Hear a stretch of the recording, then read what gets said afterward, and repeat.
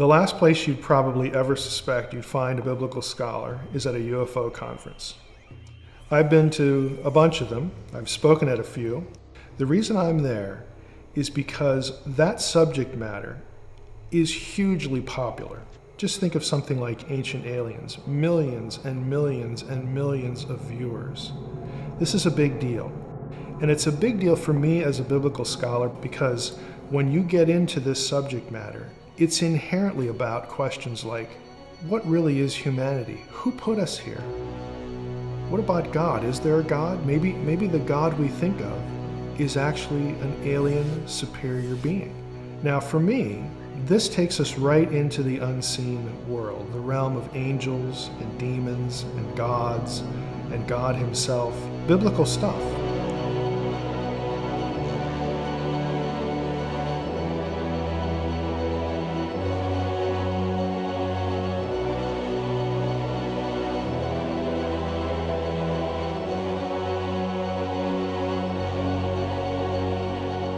I see a great intersection, a significant intersection between this kind of content and biblical theology. People want to know what the truth is. They want to know how to think about who they are, why they're here, and does this book we call the Bible have any validity at all? I'm often asked, well, are there UFOs? And when people typically ask that question, what they sort of mean up front is, do you believe that there are extraterrestrials flying craft around the sky? It's a sort of a simplistic way to approach things, though. Yes, there are lots and lots of UFO sightings that are legitimate. What does that mean, though? It means somebody's looking up in the sky and they see something that they can't identify. That's all it means. Now, even if they're a trained observer, like a pilot or a military person, someone who's used to seeing, aircraft, even they will see things that they cannot identify. They don't really know what that is. There are thousands of such reports every year in the United States. This is not an isolated sort of thing. So if that's what we're talking about, yeah, there are UFOs. The question is, again, how do we process what we've seen? There are experimental aircraft that very few people, even among trained pilots, would know what that thing is. Again, we have a long history of this in the United States. All that said, though, there are some that just defy categorization. There's something about the object, either in terms of the way it changes shape, or you have instances where one will explode, for lack of a better term, come apart and then reassemble. Things like this that just don't seem to fit any of the other templates. So there are anomalies. When you start talking in those terms about something you visually see, you are inherently sort of drawn into the spiritual world. And that's at the point where a lot of people, again, are really especially interested in the topic, because when they start treading into that turf, it gets them into religion, it gets them into theology, it gets them into the Bible and other sacred books as well. A lot of biblical scholars have hobbies. Some tinker on cars, some are into cooking. What I do is UFO stuff. There are a lot of people who are interested in this subject, or they've had some experience, or they know someone that they trust who's had some sort of experience. And oftentimes, in the Christian context, they get written off pretty quickly. The pastor, maybe you need counseling, maybe you need therapy, maybe we need to cast a demon out of you, or something like that. Now, I have found in my exposure to both Christians and non-Christians in this little world that they are primed to have really significant, life-changing theological discussions. I've met pastors, in fact, at UFO conferences who are really making an effort to try to process this and keep their faith. I know one church in particular in Puerto Rico where almost the entire congregation claims to have been abducted by aliens. Now that is really off the beaten path. But they're Christians, and they're serious, and they don't want to dump their faith, but they want some answers. And I get in trouble for saying this, but I'll say it here as well. I have had better theological discussions at UFO conferences than I have had in church. If this is true, how do we think about the Bible? How do we think about the content of our faith?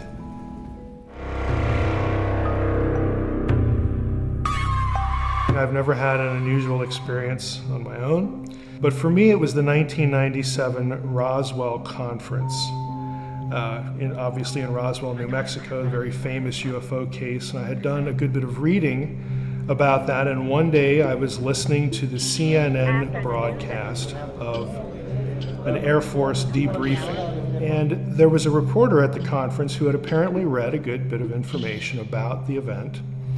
And he asked the Air Force colonel, a guy named Colonel Haynes, about something in the report. And the question was, well, Colonel Haynes, in the report, you and the Air Force say that the bodies that witnesses claim to have seen in this crashed UFO at Roswell in 1947 were actually crash dummies that the Air Force used. And of course the colonel acknowledged that. And then the reporter said, well, the report itself says that the Air Force only began using these dummies in the early 1950s. So how do we get this disconnect? Because it's several years. What he said was, yes, that is correct. And the reporter said, how does that work? And the colonel actually said, we believe that the witnesses to the Roswell event, we think, have undergone time compression. And when I heard that, I thought exactly what the reporter said, what's that? What is time compression? And the colonel answered, well, we think that the witnesses are retelling a story that actually happened in the 50s, but they're remembering it as happening in 1947. Now we're sitting at Roswell, if I'm the reporter, I'm listening to an event, a conference about an event. This is an anniversary event, in fact, the 50th anniversary of the event. And everybody can do the math.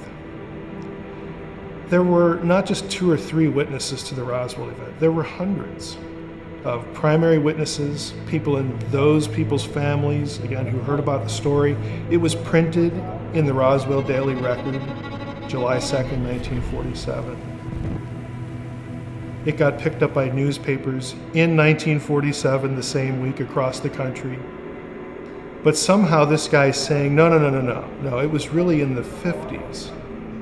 And as soon as I heard that, I thought somebody somewhere in the military, in the government, in this sort of need-to-know world, somebody somewhere wants this myth to live. Because that's all that this press conference is doing. It's feeding into the mythology of a government cover-up, and the cover story is aliens.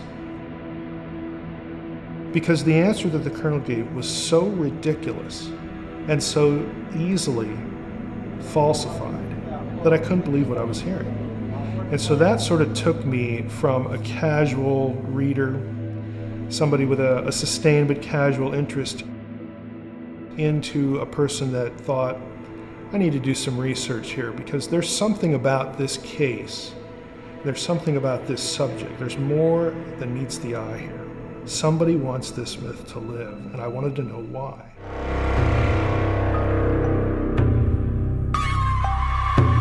So when it comes to Roswell, you have some genuine documents that reference the event and the thing that was found. And what you find is that it was not an extraterrestrial object, but it wasn't what the Air Force says it was either. So that's interesting on a number of levels. On the one hand, it affirms the event because, hey, we're at the CNN press conference in 1997 and we can all do math. All right, it goes back to the 40s, not the early 50s. You also have documents that most everyone within the UFO community think are fraudulent. or are partly fraudulent. Those are called the Majestic Documents. Now, there are a handful of UFO researchers that take them seriously. Most of them don't because of the way they came out. It was literally microfilm showing up in a journalist's mailbox. And here you have a whole slew of documents. And it happened more than once. So the Majestic Documents really, again, are kind of shady, but what's interesting about them is they actually mix and blend exotic technology that we know about from World War II and the early Cold War era that was well in advance of what we were using in World War II and what was rumored to sort of be possessed or at least have people working on in Nazi Germany at the time. There was a process that was being worked on in Nazi Germany toward the end of the war to produce weapons-grade nuclear material without a reactor. It was a photochemical process. And that was sort of considered quasi-mythical, but documentation has come out that, yeah, they knew how to do this. And there are parts of that process that show up in the Majestic Documents. Now, I look at that and say, well, that's not a coincidence. They probably found some craft, some experimental thing that was using nuclear power or that was part of this process. And that's what crashed, and they didn't want anybody to know about it. So the convenient cover story is flying saucers, because we've had, in the early 40s leading up to 1947, you had reports of flying saucers and flying craft, and it became sort of a good misdirection. You could say, well, we don't know what it is, or it's just a weather balloon. And you could think, well, I wonder if the Russians, figured this out, or if there's somebody working for us that figured it out. We don't even know among ourselves what's going on here. But eventually, the people in the know find it useful to create the confusion and to sort of have the myth live. And the alien story becomes a very convenient misdirection.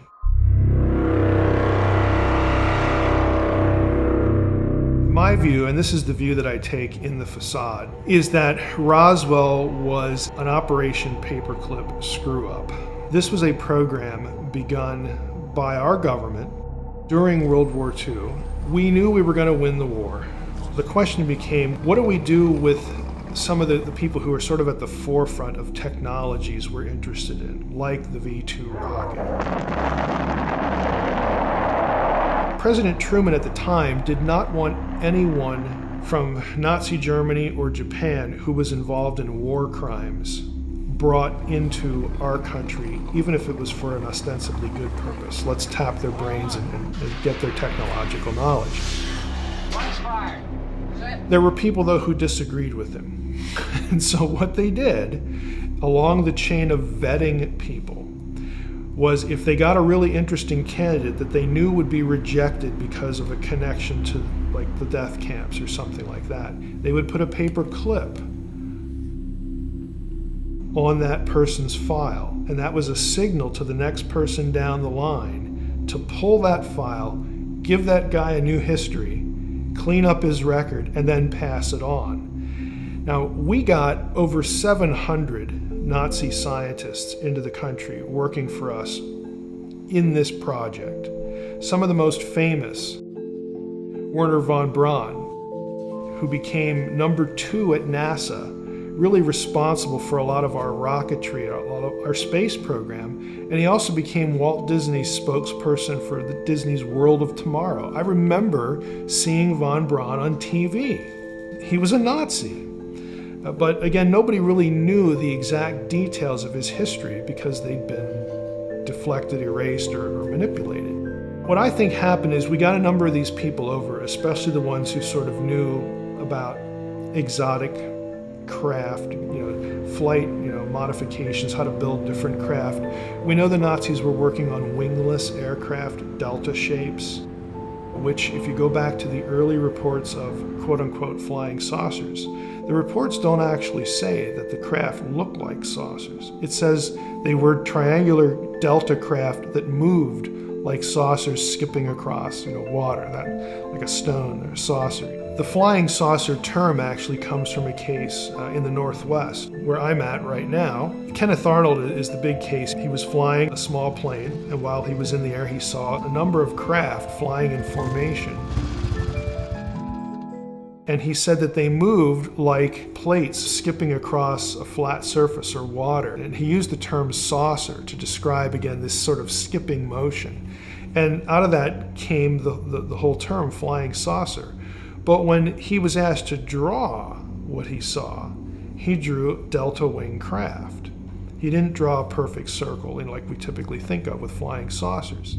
Now we can look in hindsight, and we know, again, some of the things that they were working on. We know the processes that they were using to do this. And these things show up in the Majestic Documents. And some also very human technologies. The craft at Roswell, for instance. You'll read about, again, exotic things that, we don't know how this works or what it is. And then they'll have things like gears. Okay?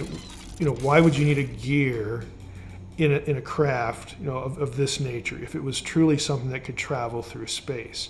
There are incongruities there. You have Roswell. This is the place where we stored our nuclear bombs. This was an important base. What would the public reaction have been in 1947, right after the war, to find out that at this base we had personnel who had been working on things from Nazi Germany?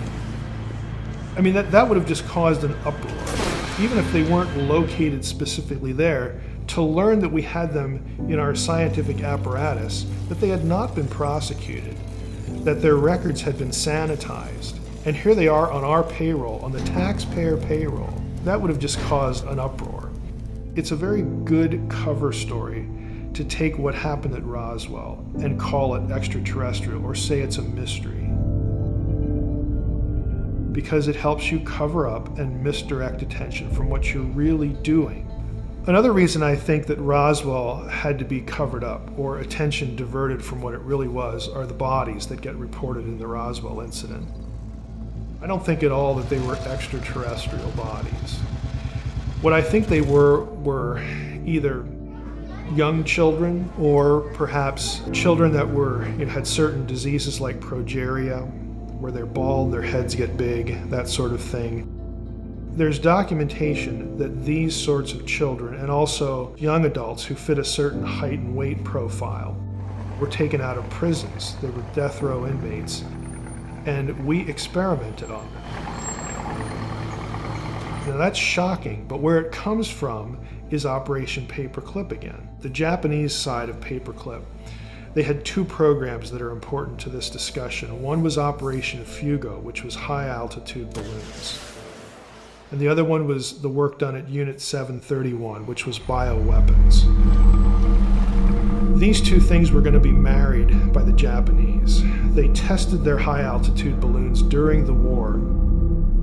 They would put an explosive on one of these balloons, launch it, and then the wind currents would take it over to the west coast of the United States. So if they reached and exploded, they would know that it worked. These balloons actually worked. And the plan was to not hook explosives to the thing, but to hook biological weapons, to infect the water supply, spread, diseases that had no cure, just really nasty stuff. I mean, think of like anthrax, that sort of thing. You could deliver that with one of these balloons. Now, in this country, a few of them did reach here. The press was forbidden from talking about any of this by the military. And they actually obeyed. And the logic was, we don't want the Japanese to know that one of them ever got here. What we did was get people from Japan who were part of these programs into this country, and then we started experimenting with high altitude balloons. What could be done? We used human beings for altitude tests. There's something in this country called Project Sunshine, where we were taking death row inmates and using them to be experimental subjects because we needed to know the effects of this or that on a human body. And so when one of them crashes, there's a screw up. Okay, Operation Paperclip, experiment goes wrong. in the desert there in Roswell. It's a very convenient thing to say, we have no idea what this is. Oh, it's just a balloon. Or, hey, maybe the Russians are doing it. Or maybe it's space aliens. Again, to make the myth sort of real. Real enough so that people talk about it and think that's what we're covering up instead of the thing we're really covering up. Again, it's a very useful thing in that respect.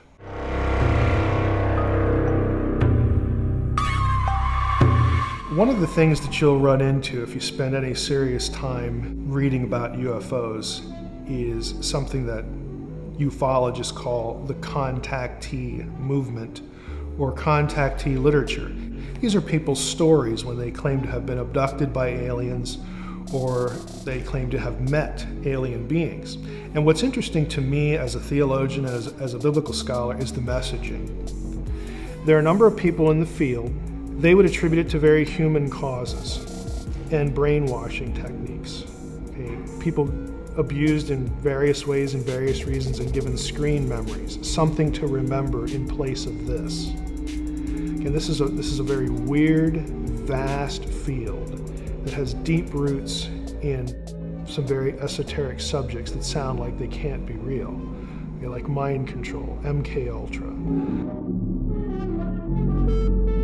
To me, it's not a coincidence that the same people who are in the paperwork at the congressional hearing on MK Ultra in the 70s, their names show up in alien abduction narratives. This was a program that grew out of CIA and a few other government agency efforts to produce drugs for different purposes. It really began in the pursuit of a truth serum, believe it or not. In the 50s, there was a lot of effort put into, can we come up with a drug that forces people to tell the truth? And if we can do that, can we use that and take that drug and experiment on our own people to build up a resistance in case they're ever captured? Well, part of that research, people discovered that when you traumatize an individual, the natural coping mechanism of the brain will dissociate. And we all experience dissociation in our own lives in very minor ways. You're driving down the road, it's a fairly long trip, you get to your destination, you can't quite remember how you got there, but you know you're there. Okay, your mind went somewhere else. Well, the people in this program discovered that you could deliberately do this to people and have part of their mind essentially split off. And then it was ready for programming. You could give it instructions. This used to be called multiple personality disorder. It could either be done deliberately in a lab, or it's what the brain did when the person was like ritually abused or repeatedly abused, all sorts of different contexts.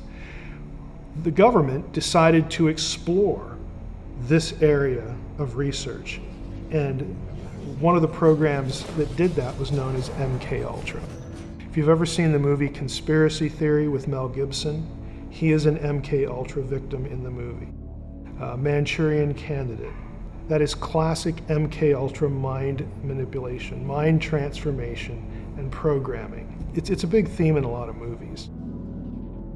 And it was discovered to be in existence and explored by Congress in the 70s. Most of the evidence for it was destroyed prior to the church hearings. That's what the hearings were called, but someone found 18 or 20 boxes that they had missed, and that's why we know about it. There are some very key names that show up in that literature, that set of hearings, and alien abduction research or events. And I don't think that's a coincidence. So when I look at the subject, I think it's wicked. I think it's evil. I think people are deliberately abused in half a dozen different contexts.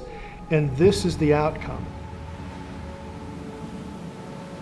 John Mack at Harvard, he compared it to shamanistic experiences.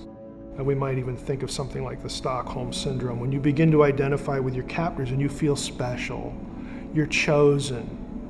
Even though this was awful, they did it for a good reason. And I'm now their messenger, and this is where you get messaging.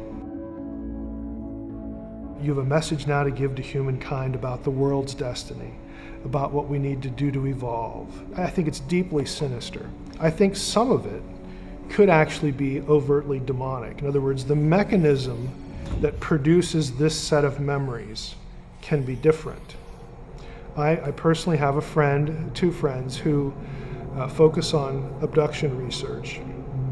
They've documented over 100 cases where they will either lead someone to Christ or train a person to make it a spiritual confrontation when whatever is happening to them happens, and they have been delivered from repeated abduction experiences. In other words, they stop. If that's successful, to me that says there's some inherent spiritual element to this particular thing within this big umbrella world we call UFO stuff. But since it's inherently spiritual and it's evil and it's wicked, a lot of UFO researchers are the enemies of the whole subject. They think it's contrived, or they think it's abusive. They don't think it has anything to do with aliens at all. I think ultimately, if this is the content of the messaging, it's so directed, again, in anti-Christian or subversion of Christian theology, that it's very easy for me to think of it in terms of a deception by, again, a superior intelligence, but not one that comes from another planet. We're talking about a sinister intelligence from the spiritual world, the kind of unseen realm that the Bible talks about. Now, we would use the word demons, demonic, for that sort of thing. It's actually much wider than that. Again, my specialty is the unseen realm, and that realm is a lot bigger than just angels and demons. But for the sake of talking about the messaging, it's really dark. It's no exaggeration to say that the messaging that people supposedly get from aliens is inherently anti-Christian. And what I mean by that is Jesus is nothing special. He's a human that we selected to communicate to other people, or he's one of us. And it really doesn't do that to other religions. And that might sound like a unsubstantiated claim, but I can say it because I have read the contactee literature. If you've ever seen the movie Close Encounters of the Third Kind, one of the characters in that movie, the French ufologist, is modeled after someone real, Jacques Vallée, who's a very famous figure in UFO studies. He's a computer science PhD. That was his real vocation. But Vallée, who is not a Christian, was one of the earliest people to say and to write for this audience that there is something spiritually sinister about this alien contact messaging. So it's not just me. There are non-believers, non-Christians who have noticed the same thing. There was actually a big conference in 1992 held at MIT, yes, that MIT, on alien abductions. And part of it was because there was a famous professor at Harvard, one of the psychology department, he was a psychiatrist himself, who was heavily into alien abduction research. His name was John Mack. He's no longer living. At that event, and it was held over a few days, there were a number of scholars who decided to tackle this subject. You can buy the papers, they were all published, and one of them was on what are the similarities between abduction narratives and satanic ritual abuse. Good topic. For people that are unfamiliar with that term, we are actually talking about ritual activity, worship, so to speak, in a Luciferian context that involves sexual abuse and other kinds of abuse. There are touch points between what people say that happened to them in these rituals or what the goal of an abduction experience was supposedly. There are lots of parallels.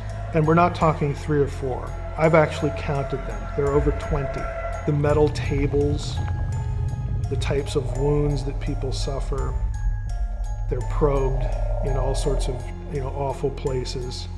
Messaging about we're doing this so that you can birth a hybrid child.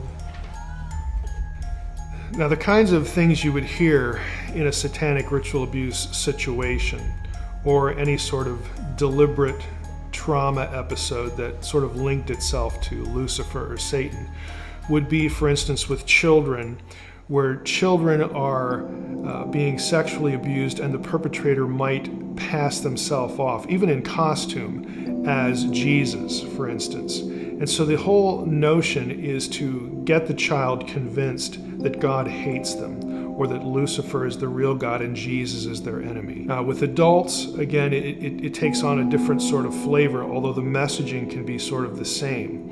It can be a little more sophisticated. For instance, messaging that would be consistent with you're special, you're chosen. But there's sometimes this spin put on it that even though this is suffering, it's the shamanistic sort of approach, that this event will help tune you in more to the realities of the spiritual world, and that will prep you to take a message that people need to hear. Now, in terms of alien abduction narrative, this is very common. You'll often have women, for instance, who are convinced that they are carrying, as a result of their abduction experience, a child that is essentially a hybrid that might either be termed the Antichrist, or there will be things or ways it's talked about that sort of would remind a Christian of how the Antichrist is described, or sort of beast imagery from the book of Revelation, that sort of thing. But it's cast in a positive spin. In other words, this child is sort of a divine, human interface or hybrid that is going to be here not to do bad things, but to help humanity realize what it could become. You might wonder what connection this sort of thing has to satanic ritual abuse. Sometimes there is a connection, sometimes there's not. Again, people have these experiences and relate narratives, memories, for different reasons. It really, again, in my view, since I don't think that aliens are behind this at all, but I think most cases, the overwhelming number of cases, humans are behind these things. It just depends on what messaging people are given. Sort of what thing do we want you to remember that you will slide that in as your experience, which will hide and obscure and deny what really happened to you. But when the messaging is so dark, and what's done to people, or what people think was done to them, is so sinister, again, that has a very evil feel to it. I do leave the door open, though, to something that I would call direct demonization, where people have an experience where there is some sort of spiritual event, something done to them by a spiritual being, and then this is the way they process it, or the way they could process it. In my mind, the ones that stand out as sort of pretty well, probably, obviously, getting into that territory, demonic in nature, are the ones that really sort of have a reaction to a person who is taught or remembers to sort of interject Jesus into the conversation. When you have something going on and you invoke the name of Christ, for instance, or you speak to the perpetrator in the name of Christ and demand that they stop, or something like that. And again, there are hundreds of these sorts of cases where a victim does this deliberately, intentionally, and not only does the incident stop, but it never repeats. That tells me that there's a demonic element, a pretty clear demonic element to what's going on. Abductions often run in families, abduction experiences. Again, these what we're calling alien abduction experiences. They either run in families or they repeat with particular people, quite frequently. It comes back again and again and again and again. And again, we're familiar with that too because of media, movies and television shows. So when you have that kind of situation and you address it with sort of a spiritual weapon, and then it's done, to me that suggests pretty strongly that we had a supernatural event going on here.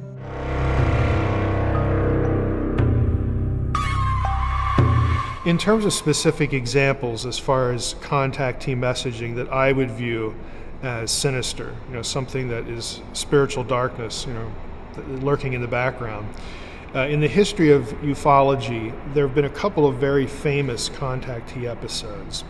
One of them involved a guy named George Adamski.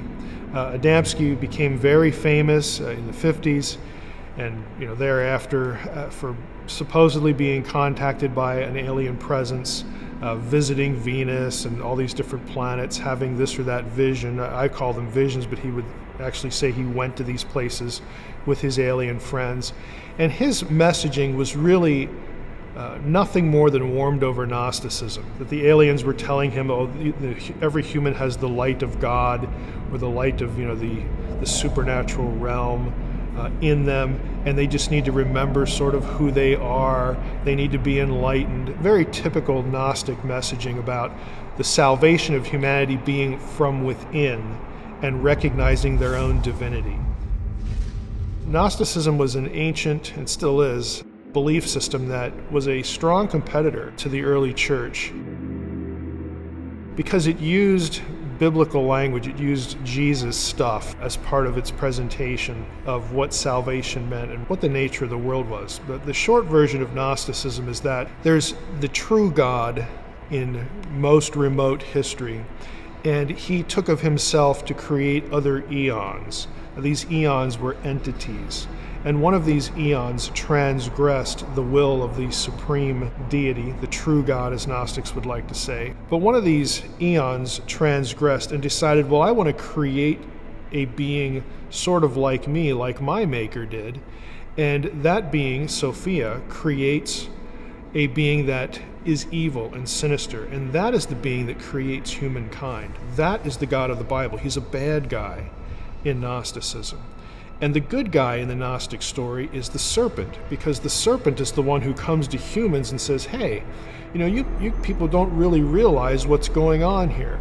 Did God really say, did your maker really say, again, the bad guy, this or that? And so the serpent is viewed as trying to enlighten humans to the nature of who they are. There's a little spark of divinity in them because of where they came from. And it's a very old system. It's very self-oriented in terms of salvation. Salvation is not about taking care of a sin problem. It's about becoming personally enlightened to your own divinity. And you can see this kind of messaging in a number of contactee episodes in the history of UFO studies. I think the reason why we get a similarity here, or an overlap, between alleged ET messaging and Gnosticism is that there is a good part of the whole alien thing, the alien subject matter, that is inherently spiritual. Again, this is a wide, far-ranging kind of subject, and at least part of it is really about, apparently, spiritual messaging. And who's going to be interested in spiritual messaging except spiritual beings? Okay, so you have competitors to God who have their own kind of message to direct humanity away from the truth. And it's very convenient, again, to use a certain set of ideas, but here we are in the 20th century, okay, with these contactee events. And so I view this part of ufology as really nothing more than intelligent, demonic beings using old lies and repackaging them for a 20th and 21st century audience. What to a 20th and 21st century person would be godlike? An extraterrestrial. It's very simple. It's an intelligent being that isn't us. It's not part of the animal kingdom. It's so transcendent when compared to us that it becomes a very convenient vehicle. And if you really think about it, alien messaging, UFO stuff on that level is really sort of like converting heaven to space. You have heaven without the God of the Bible. You have a transcendent destiny for humanity without any accountability at all. The whole question of sin and salvation isn't even on the table, but yet you get to keep all the good parts. Oh, we have this great destiny. Oh, we're going to become godlike. Oh, the deity is interested in us and loves us and has a message for us and picks some of us to convey this message and make us special. You have all of that repackaged in this sort of technological society garb as aliens. The second sort of famous episode is that of Billy Meier. This actually happened in Switzerland, but it's gotten a lot of traffic in the wider UFO community and over here as well, because Meier was the guy whose pictures, again, alleged pictures of alien craft, wound up on the cover of National Enquirer and other things like that. And they looked really spectacular. It's kind of a case of, that looks too good to be true. Meier was supposedly contacted by a female alien, of who, of course, was good looking. And her name was Semjaza, S-E-M-J-A-S-E. That is strikingly close to the Shemyaza with a Y, or the Shemkaza of First Enoch, who is a demon. Okay, in fact, one of the lead figures in the Genesis 6, the Watchers episode. And so, again, if you have the biblical background, you look at the story of this and you think, that really can't be a coincidence. I mean, that you would have this, either he made it all up and he picked a really bad name.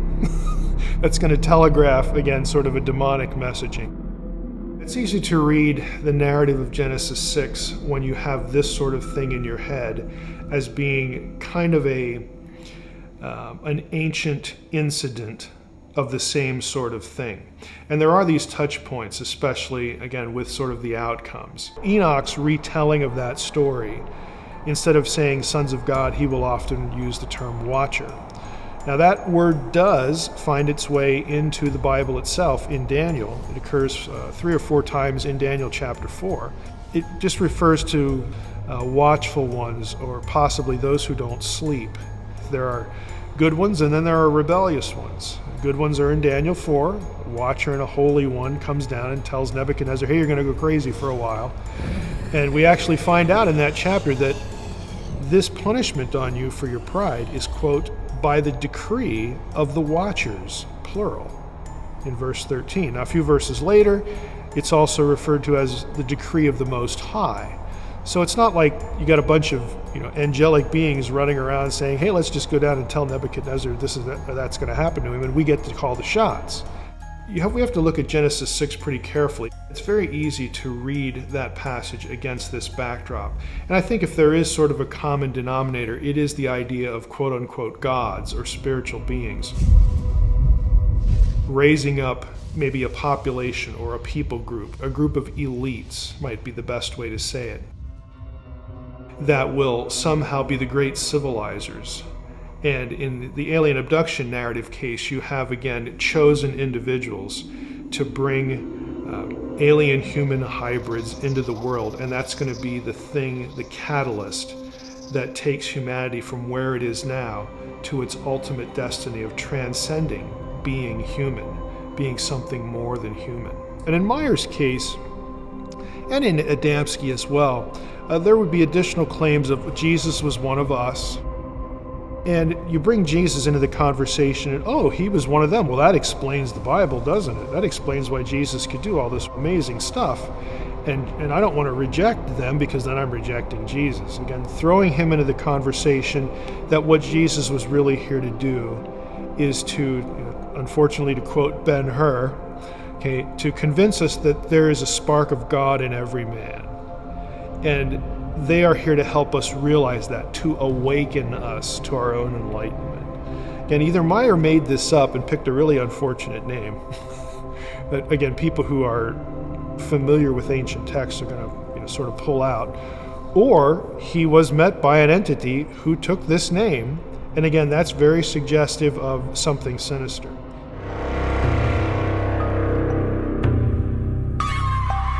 So what about stories that we hear about ancient aliens? Did ancient aliens really put us here? Are they really our creators? Did they give us the technology that we have either now or in antiquity?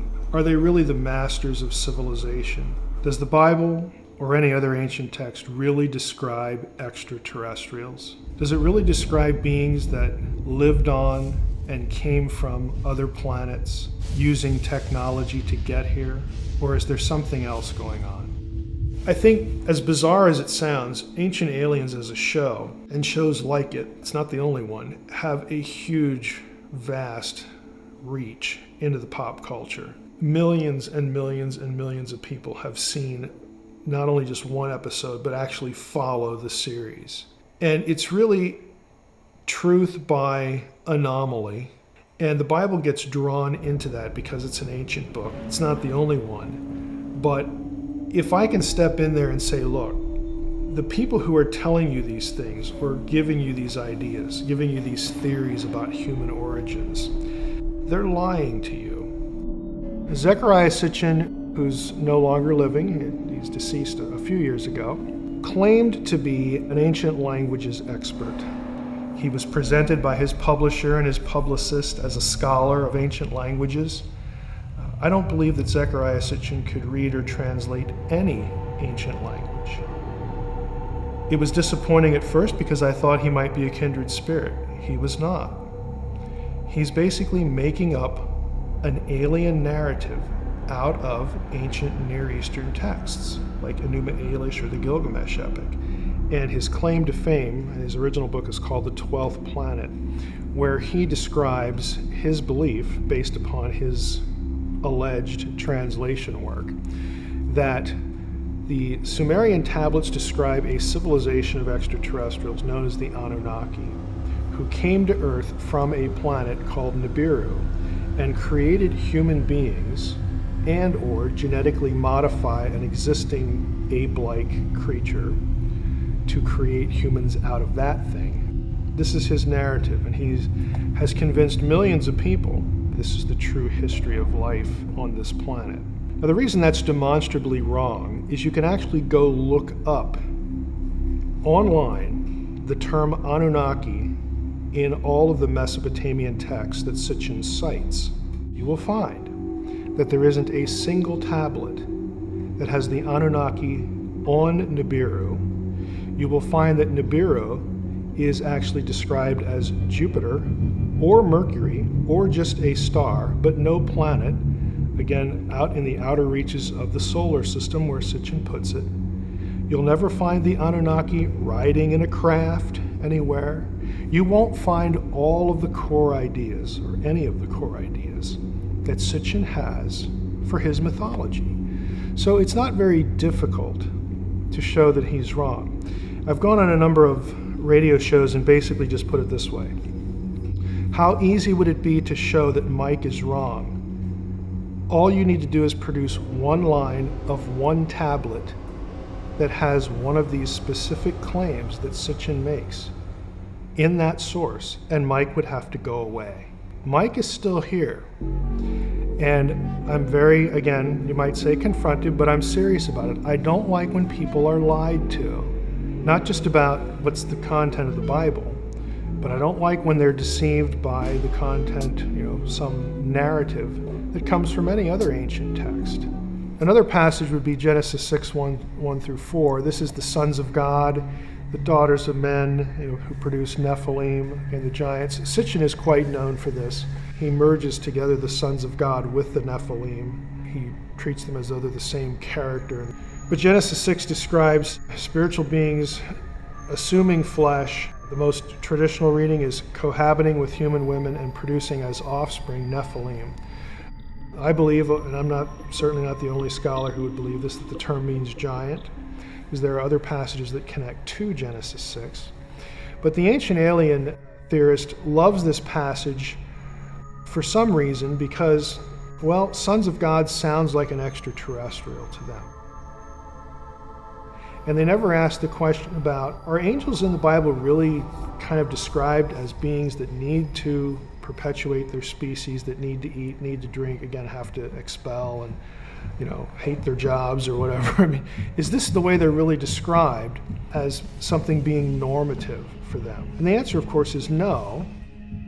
But they never really get to that question. And then once you have aliens in Genesis 6, 1 through 4, it's the aliens who create the Nephilim. And some ancient alien theorists will call them giants. Others will say, no, these are the men of renown, and that phrase is used in Genesis 6, 4, the great civilizers of antiquity, the really smart people that civilized the world, or that are responsible for building massive projects like the pyramids or Baalbek. And so this is why on a show like Ancient Aliens, you get a narrative that says, oh, look at this big object. We couldn't figure out how to build that, therefore it must be aliens. This is where it comes from. It comes from this passage, seizing on an extraterrestrial parentage for certain individuals who are called men of renown. Now, I don't, as a biblical scholar, buy into any of that, but it's a very familiar trajectory for anyone who reads a book by Zecharia Sitchin. They're going to get sort of sucked into this world, and they're going to run across this narrative at some point.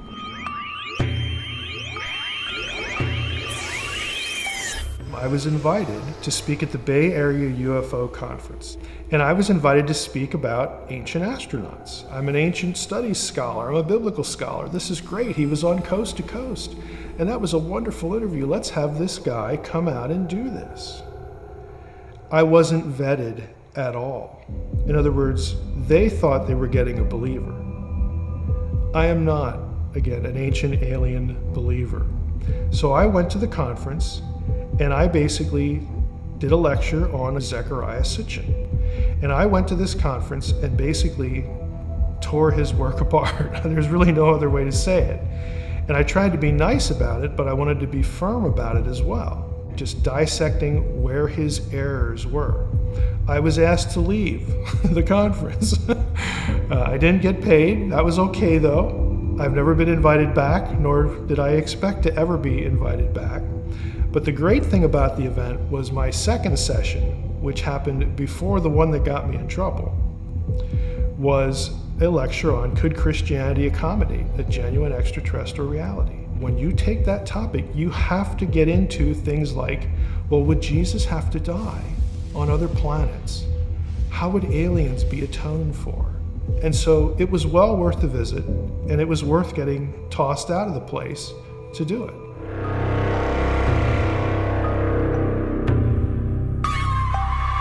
Because of the way most Christians have been taught to think about demons, there's angels, there's demons, and then there's God, and that's pretty much the spiritual world.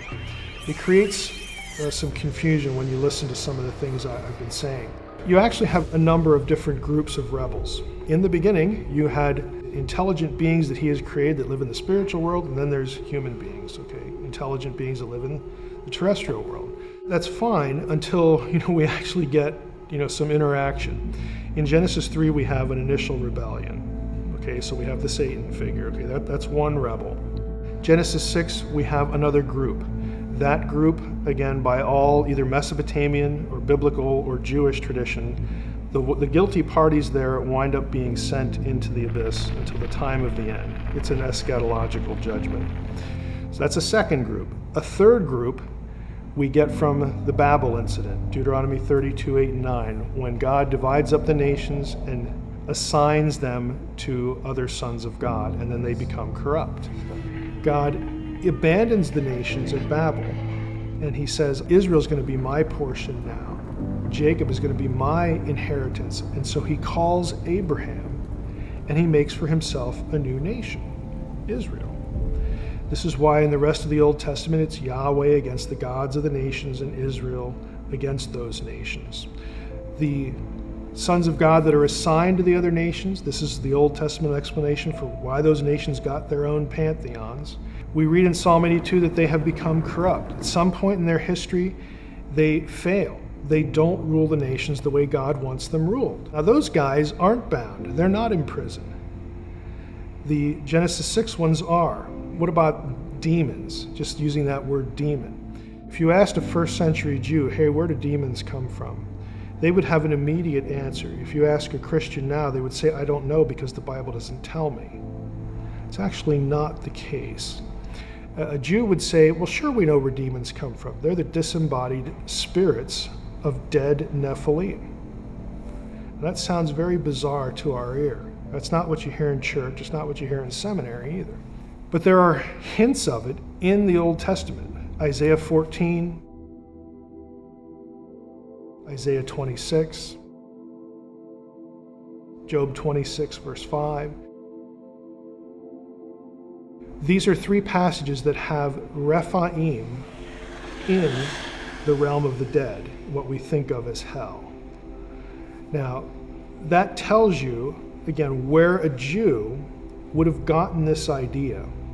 So since they were part supernatural being and part earthly being, when you killed one, and this was an act of rebellion, again, their creation in the first place, their soul, as it were, which is not a human soul, again, in biblical thinking, it goes to hell. This is where they're punished. They incur the punishment that their fathers incurred, that gets sent to the pit. In Peter and Jude, 2 Peter 2 and Jude, it specifically says that the angels that sinned are in chains of gloomy darkness. They're imprisoned in the abyss. There is no other sin in the Old Testament, angels plural, that you can point to answer the question, what are Peter and Jude talking about? There is no other possibility other than Genesis 6. A lot of people think, well, there was this great cataclysmic rebellion before creation, and Satan used to control the earth, and then he rebelled, and then he became bad, and then he went to the Garden of Eden and all. This whole idea about a satanic rebellion before Adam and Eve, you will never find that in any verse in the Bible. But that's part of Christian tradition that's been passed down. I personally think it comes from Milton's Paradise Lost, a great Puritan book.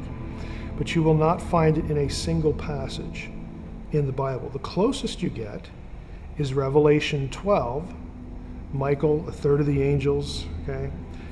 But if you read Revelation 12, that story is in conjunction with the first coming of the Messiah, not the Garden of Eden, not something before Eden. So there's no other thing you can look at in the Bible to explain what Peter and Jude are talking about as far as angels that sin winding up in hell. And this is really part of our fallen angel tradition in Christianity, but it has some of these extraneous elements kind of thrown into it. In hell passages, if you want to use that term, in the Old Testament, Isaiah 14, Isaiah 26, Ezekiel 32, Job 26. You have Rephaim, which is a term used for the giants that descend from the Nephilim, in hell. When you killed one, their spirits were then natural inhabitants of hell. But they're never said to be bound. In fact, Jewish texts, and again, you get hints of this in the Bible too, can have them coming out and harassing people, perhaps seeking to possess bodies, demonic possession. I've just described 4 different rebellions, or 4 different groups, 4 different bad guys. Satan, the ones in Genesis 6, then the departed spirits of their progeny, okay, who are the demons, and then you've got the principalities and powers. They're actually different guys, okay, different bad guys. But the way we're taught about demonology in church, traditional Christianity, is all those things get mashed into demons. As far as what I think about Genesis 6, 1 through 4, spiritual beings are not beings from other planets. There's nothing in the Bible that orients them to other planets. And here's the surprise, there's nothing in any other ancient text that orients them to other planets. You will never find in an ancient text one of the gods coming from a planet to Earth, which sounds really shocking, especially in light of the success of Ancient Aliens. You'd think some text would say that. They don't. Now, there are lots of texts that have the gods flying around in chariots or some other structural thing, but you never have an instance where they come from another planet, which is exactly what you'd expect. If ancient people who wrote the Bible and who wrote other texts, if this is really what they're thinking, surely one of them would say it, but they don't. One of the things that always comes up in this discussion is Ezekiel 1. People will ask, well, Mike, how can you say this about the Bible? Surely Ezekiel 1, this famous bizarre vision that often gets portrayed in science fiction movies as a spacecraft, surely that must be a spacecraft. Well, I think the simplest thing I could say to this is we actually have the Polaroids of the day for what Ezekiel saw. We don't have to guess. We actually have pictures of what Ezekiel saw. And that sort of takes people back, like, oh, they didn't have cameras back then. No, they didn't, but they did sculpture. They did things like this, and every element of the description, the wheels within wheels, under a platform, were cherubim, 4 faces facing in different directions. On top of them you have a round, flat throne dais with the throne on top for the deity or the king. Every element of that description is found and known from Babylonian iconography or Phoenician iconography, and in some cases Canaanite iconography. Now the Babylonian stuff is important. Why? Because Ezekiel's in Babylon. And what he's actually doing is not describing a spacecraft. He's describing an enthroned deity, but who does he have on the throne? He has the God of Israel on a throne that people both from Israel and Babylonians would understand that it's the Israelites' God that is in control of time and space, the universe, the heavens, the flow of history, all this. And you say, why do you put it in those terms? It's because of the cherubim. It's not an accident that the 4 faces of the cherubim are the 4 iconographic images of the cardinal points of the zodiac in Babylon. What is being described here is who is the deity? The question is asked, who is the deity that controls the flow of time? Who's on the heavenly throne in charge of what is happening? It's not Marduk of Babylon. It's the God of Israel. And so Ezekiel's message to the captives there sitting by the river Kivar is, yeah, you're in a bad place. Yes, Nebuchadnezzar just conquered you, and you might think that Marduk has conquered our God, but he hasn't. God is in charge. The God of Israel is in charge of you here, and he knows and dictates and directs how history is going to run from this point on. So Genesis 6:1 through 4 has a Mesopotamian context. It's the story of the Apkallu. And if you want to know what that story is, you can get Unseen Realm and read that. But basically, in a nutshell, here it is. There were gods before the flood who helped humans to produce civilization. And some higher up gods in Mesopotamia didn't like people. They decided to wipe them out with a flood. Well, the ones who liked humans and said, oh, well, we've invested a lot of time helping these people. This is a terrible thing. What do we do? Aha, we've got it. We will mate with a few of them, and then what we know, the children that are produced will be super intelligent like we are, and so our knowledge will survive the flood. We've got to make sure that a few of them survive, and our children, our direct progeny will be part of that, and humanity will be saved. So this is the Mesopotamian story. So the ones who do this are the heroes. They're the good guys. Now the higher up gods look at this and say, that is not what we had planned. And they send the gods who help into the abyss forever, however long that is. Now the biblical story inverts that and says, look, this is a transgression of heaven and earth. This never should have happened. This is not a good thing. This is evil, it's wicked, because humans will use this knowledge to become better sinners, to be more self-destructive. Biblical texts and other texts say this is why humans are so efficient at war. This is why they have a problem with lust. This is where they learn to be astrologers. All sorts of stuff that really turned out to be self-destructive in other biblical stories. The blame goes right here. And so what Genesis 6:1 through 4 is it's a story about both human and divine rebellion against the boundaries that God has established, and the destruction that results from not staying where you belong and trying to become godlike and thinking that you know better than God. So at every point, the biblical version of this kind of inverts the Mesopotamian version of this. So to summarize Genesis 6:1 through 4, the most, if I can call it this, the most traditional supernaturalist reading of the passage is you have divine beings who can presume, create, and take on bodies. Okay? And when they show up in flesh, as they often do in other passages, flesh can do what flesh does. And they deliberately try to raise up their own populations, either thinking that, well, they could do better, because the world is just in a bad place in Genesis 6, verse 5. Whatever their motivations might have been, ancient texts outside the Bible vary on this. But they're the ones who produce the Nephilim, who are these giants. Now, in the biblical story, it's this act, it's this incident that is the explanation for the giant clans that try to wipe out Israel later. In the book of Numbers 13:33, Moses and Joshua run into the Anakim. And it says explicitly in that verse, the Anakim are from the Nephilim. The Anakim were also known as Rephaim and Amim and Zamzum. There's a whole bunch of names for them. In other texts, we find that when you killed one of these, their disembodied spirit is a resident of hell. Okay, so you have a demonic connection to them that is traceable all the way back to this incident.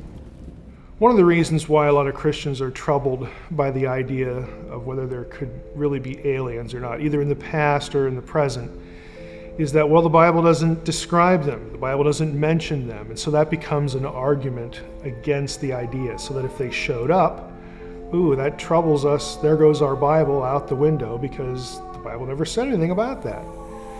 So they'll take a stand that it can't be true because of absence in the Bible. Well, if you really think about it, that's a pretty poor argument, because the Bible doesn't mention a lot of things that we know are real, like cars or microwaves or toilet paper, okay? There are lots of things that aren't in the Bible that we just know are real. Another one is the image of God. If there are really aliens out there, then humanity is no longer unique. Now, when I put things that way, you can already tell that people are sort of predisposed to understanding human uniqueness and the image of God in a very particular way. They'll equate it with intelligence.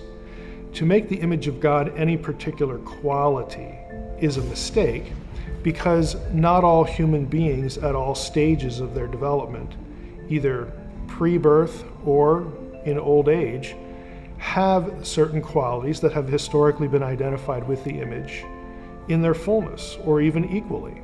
We'll notice in Genesis 1:26 that we have the wording there, let us create humankind in our image. In the very next verse, it switches to singular. So God created humankind in his image. Why do we have plurals mixed with singulars? Well, the reason is because God is speaking to people, beings, probably a better word, that are already there, individuals, intelligent beings. They're the sons of God from Job 38, that were there present at the foundation of the world. He announces his intention, let's create humankind. But when he actually does, only God is the creator. All the verbs are singular, all the pronouns are singular. Only God is the creator. So the plural language is important because he's referring to the members of the spiritual world, the heavenly host. He's bringing them into the conversation about imaging. Let us create humankind in or as our image. The plural's there because somehow God and us and them are connected in some way. And the way we're connected is we image him here, they image him in their world. We have the same creator, and we represent the same being, the same God, the same creator. But only God himself created either of us and the members of the spiritual world. And if you take that perspective, when you say, well, what if there is ET? So what? So what if we have intelligent alien life? That is not what imaging is. If there are extraterrestrials, they're not even in the equation. They're not even in the picture in Genesis 1. They would be created beings in biblical thinking, but they're not imagers. They're not members of the heavenly host. They're not humans. They are just intelligent beings that exist somewhere else that God happened to make. God doesn't have to tell us everything he does, everything he did or will do. And we're back to the whole, it's not in the Bible, so it can't be real kind of argument, which again is flawed. The Bible is not a record of everything that God has ever done or will do. But this is the kind of thinking that goes into it. But once you take, again, it's not in the Bible off the table, once you take, oh, they're intelligent, so that ruins the image idea off the table, then the whole idea of having intelligent aliens becomes a little less theologically threatening. My view, personally, again, if we take off the table the nuts and bolts kind of discussions about, hey, could there be aliens or not, the academic discourse. If we take that off the table and we talk about the spiritual messaging elements, I think what's going on is we have intelligent beings, intelligent, non-human, divine, spiritual beings, whatever you want to call them, trying to control the language of spirituality. A lot of this sort of messaging and discussion really results in, for many people, and again, I think this is the goal of intelligent evil in this regard, redefining things like God. What does that word even mean? Who are we? What does it mean to be human? How did we get here? Who put us here? And what is our destiny? Do we have a relationship with this God? Have we offended him? Is there such a thing as sin or not? But I think the intelligent evil wants to control and redefine the terminology. They want God redefined as a transcendent extraterrestrial. They want Jesus redefined as a messenger from the transcendent extraterrestrial, or an extraterrestrial himself. They want the need of humanity not equated with sin, a solution for sin, but to evolve to be a transcendent being like they are. Think about it. If you had the same vocabulary that we use in religious discourse, God, Jesus, salvation, humanity, destiny, transcendence, glorification, heaven, all these things, but they all had different meanings that attached themselves to this whole extraterrestrial question. Well, guess what? You get to keep your Bible. We don't change any of the words. However, what the words mean is something different.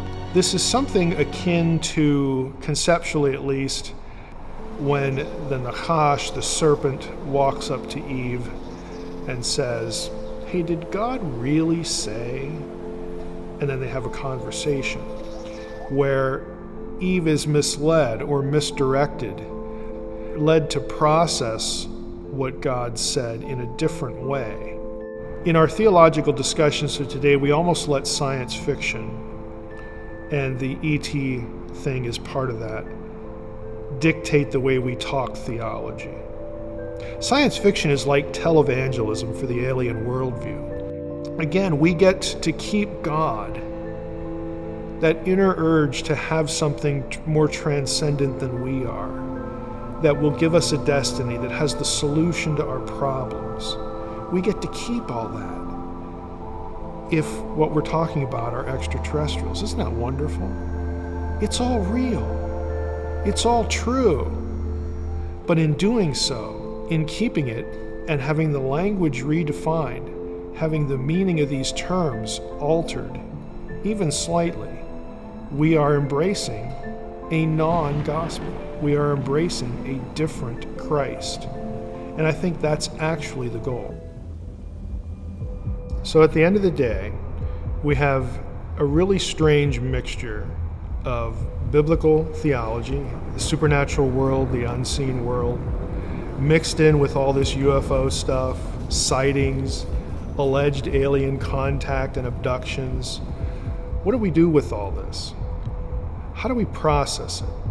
I really do think processing is the key. And what I mean by that is we need to be honest. The world is a lot stranger than what we think it is. There are a lot of people who just go through life thinking everything is nailed down. We've been given every answer by science, or we will be given that answer by science. There are no anomalies. There's nothing really strange that transcends the physical world. We know that isn't true. There is a spiritual world. So what we need to do is be honest, The world is a strange place. There's a lot more going on than we might think. We need to just embrace that idea and then try to process what it is that people experience, what they see.